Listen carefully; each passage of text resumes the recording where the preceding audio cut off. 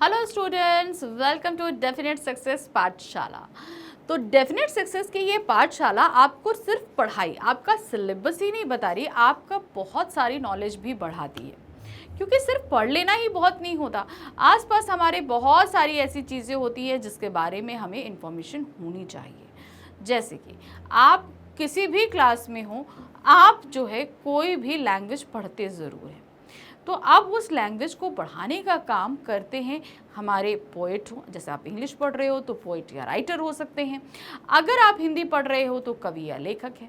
तो कोई भी लैंग्वेज हो, उसमें उस साहित्य को बढ़ाने, उस लिटरेचर को बढ़ाने का काम कुछ लोगों द्वारा किया जाता है, जिन्हें हम कवि या लेखक कहते हैं।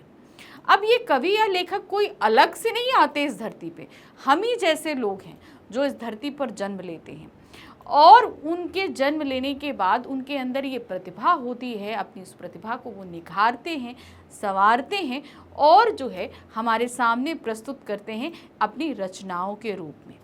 तो ऐसे लोगों का जीवन हमारे लिए कहीं ना कहीं प्रेरणादायक होता है, उनसे बहुत कुछ सीखने वाला होता है। तो बहुत ज़रूरी है कि हमें सिर्फ अपने सिलेबस तक सीमित ना रखकर हम उनके जीवन के बारे में भी जानें। सिलेबस में तो हमने खाली उनकी दी हुई कुछ रचनाओं को पढ़ लिया, हो गया भाई, लेकिन उन रचनाओं की रचना करने वाले जो लोग होते हैं उनके बारे में भी तो जानना ज़रूरी है कि नहीं। तो आज हम वही कर रहे हैं, यानी कि मैं अभी तक आपको बहुत सारे कवि या लेखकों की जानकारी दे चुकी हूँ। आपने देखा है बहुत सारे कवि लेखक कराए, तो मैं इनके संसार में आपको लेके चल रही हूँ, उस संसार में जिन्होंने हमारे लिए एक साहित्य का संसार निर्मित किया है। आज ऐसे ही एक हम लेखक लेकर आए हैं, अयोध्या सिंह उपाध्याय हरिऔध। तो ये एक नाम है, अभी तक एक नाम है, जिनकी कुछ रचनाओं के बारे में हमने पढ़ा या जाना है, लेकिन अब एक तस्वीर है। ये तस्वीर है अयोध्या सिंह उपाध्याय हरिऔध जी की। ये ध्यान रखिए कि इन लोगों को सिर्फ नाम से हमें या उनकी रचनाओं से तो उनकी पहचान बनती ही बनती है, लेकिन उनके फेस के थ्रू भी हमें पहचानना बहुत ज़रूरी है। ठीक है, तो आज हम इनका जीवन परिचय और इनकी कुछ कृतियां या रचनाएं हम देखेंगे जो इन्होंने करी हैं। मुझे 100% यकीन है आपने इनकी कोई ना कोई रचना पढ़ी ज़रूर होगी, चाहे हमने सिलेबस में पढ़ी हो, चाहे आउट ऑफ सिलेबस पढ़ी हो, पढ़ी आपने ज़रूर होगी इनकी।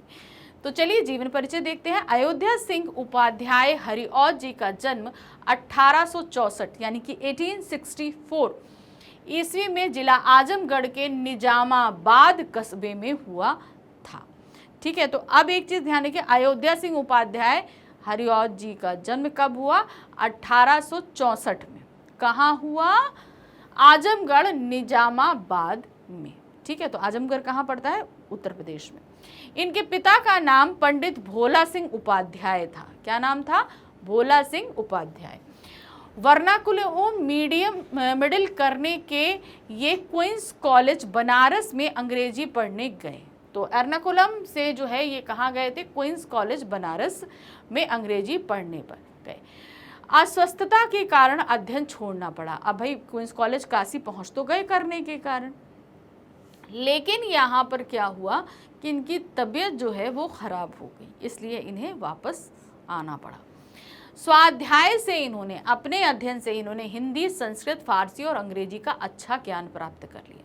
आजकल तो क्या है कि हमें अगर कोई लैंग्वेज सीखनी है तो सिंपल सा एक तरीका है, गूगल खोलो और हम सीख लेंगे। लेकिन उस समय में जब ये लोग थे तब कोई गूगल था नहीं, था ना। तब सोचिए कितनी सारी चीज़ों को कलेक्ट करना पड़ता होगा, करना पड़ता होगा, तब कहीं जाकर आप अपने आप ये सारी भाषाएं सीख पाएंगे। इतना मुश्किल था, लेकिन उन लोगों ने तब भी किया।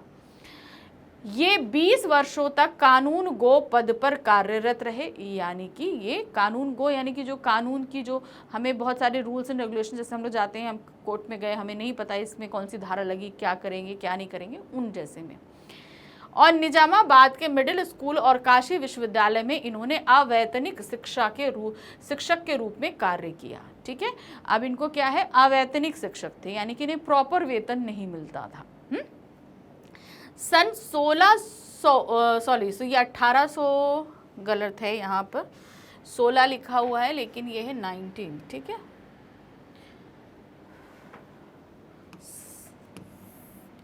ये गलत है। ठीक है, और इनका 1945 में इनका निधन हो गया। तो ये सन यहाँ पर गलत था, मैंने करेक्शन कर दिया। अब आते हैं इनकी कृतियाँ। इनकी कृतियाँ क्या है यहाँ पर देखिए। सबसे पहले हम देखने जा रहे हैं इनके काव्य ग्रंथ। पहला है प्रिय प्रवास, रस कलश, चोखे चौपदे, चबते चौपदे, वैदेही वनवास। ठीक है। फिर उसके बाद आते हैं इनके जो नाटक रहे, प्रद्युम्न विजय और रुक्मणी परिणय। ये इनके क्या है, नाटक इन्होंने लिखे। उपन्यास कौन से हैं, यानी कि नॉवल जो हम लोग पढ़ते हैं ना उपन्यास, वो कौन से हैं, प्रेम कांता। दूसरा है ठेठ हिंदी का ठाठ। उसके बाद है अध खिला फूल। तो ये इनके क्या है, उपन्यास है, ध्यान रखिएगा। जो कहानियाँ होती हैं, उपन्यास होती हैं, आलोचनाएं होती हैं, अनुवादित नाटक होते हैं, ये सब कुछ अलग अलग होता है। अब क्या, हरिऔध जी द्विवेदी युग के प्रतिनिधि कवि हैं, यानी कि जब द्विवेदी युग शुरू हुआ तो उसके स्टार्टिंग में ये थे। कवि और गद्य लेखक है। देश प्रेम, धर्म और संस्कृति में आस्था, लोक मंगल की भावना इनके काव्य की प्रमुख विशेषताएं। इनके काव्य की क्या विशेषताएं, ध्यान दीजिएगा। संस्कृति या देश प्रेम, ठीक है, अपने देश के लिए प्रेम, ये सारी चीज, ये जो चीज़ें मैं बता रही हूँ अब आपको, ये सारी चीज़ें इनकी कविताओं में हमें देखने को मिलता है। कविता काव्य हो या गद्य हो, हमें सीधे से तौर पर ये देखने को मिलता है। देश प्रेम, धर्म, संस्कृति, आस्था, लोक मंगल यानी कि लोगों की भलाई, ये सारी चीज़ें इनके काव्य में प्रमुख रूप से देखने को मिलती हैं। काव्य में ये सारी चीज़ें ऐसी हैं जिनमें ये सारी चीज़ें मेंशन हैं, और उससे ये जाहिर होता है कि उनका स्वभाव भी कुछ ऐसा रहा होगा। इसके लिखने पर इनको मंगला प्रसाद पारितोषक प्राप्त हुआ। तो ये क्या है, ये एक जो है पुरस्कार है। इनमें वर्णित कृष्ण चरित्र का आधार श्रीमद् भागवत पुराण श्री त्रिलोचन पांडे ने लिखा है। तो देखिए, अब इनमें जो वर्णित है कृष्ण चरित्र, ठीक है, ध्यान रखिएगा, कृष्ण चरित्र, उसका आधार श्रीमद् भागवत पुराण रहा है। अब इनके बारे में किसने लिखा है, त्रिलोचन पांडे जी ने लिखा है। क्या लिखते हैं वो, ये महाकाव्य अनेक। अब ये देखिए, जो कृष्ण चरित्र लिखा किसने लिखा, अयोध्या सिंह उपाध्याय में, जो आधारित है श्रीमद् भागवत पुराण पर। अब उनके इस रचना पर जो है त्रिलोचन पांडे जी ने क्या लिखा है, यानी कृष्ण चरित्र के ऊपर त्रिलोचन पांडे जी ने क्या कहा है। ये महाकाव्य अनेक रसों का आवास है। विश्व प्रेम, शिक्षा का विकास, ज्ञान, वैराग्य, भक्ति और प्रेम का प्रकाश एवं भारतीय वीरता, गंभीरता, परित स्वधर्मोद्धारक का पथ प्रदर्शक काव्यामृतोच्छ्वास है। यानी कि ये एक ऐसा काव्य है जो मृत्यु के डर से अलग करने का काम करता है। अब आ जाते हैं आगे, उनकी कुछ और भी उनकी जैसे मैंने बताया रचनाएं हैं, उनके बारे में जानेंगे।